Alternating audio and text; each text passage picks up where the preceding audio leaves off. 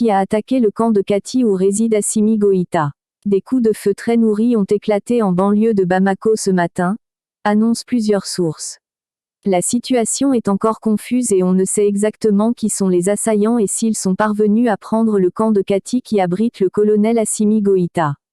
Qui a attaqué ce matin le camp militaire de Kati à une dizaine de kilomètres de Bamako. C'est la question lancinante que se posent les habitants de la capitale inquiets des informations en provenance de Kati. Sur l'identité des assaillants, l'heure est aux spéculations.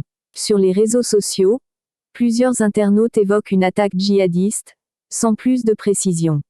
Selon le journaliste de RFI, Serge Daniel, citant lui aussi des témoins, l'attaque a eu lieu aux environs de 5 heures. Une attaque rondement coordonnée qui a obligé les militaires de Kati à riposter à l'arme lourde. L'intensité des tirs témoigne, sur plusieurs vidéos amateurs, du sérieux des combats. D'après nos informations, l'attaque a été lancée à l'aide d'obus de mortier. Le camp Soundiata Keïta de Kati est la place forte du régime de transition du Mali. Le président Assimi Goïta et son ministre de la Défense y séjournent régulièrement. Qu'ont voulu tenter les assaillants. Couper les deux têtes fortes de l'exécutif.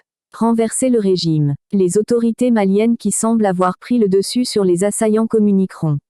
Un hélicoptère Mi-24 de l'armée sillonnait le ciel de Kati ce matin.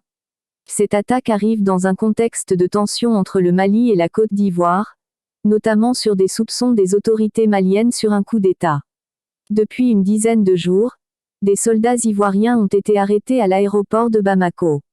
Le Mali affirme qu'il s'agit de mercenaires dont le jugement devait commencer ce vendredi 22 juillet.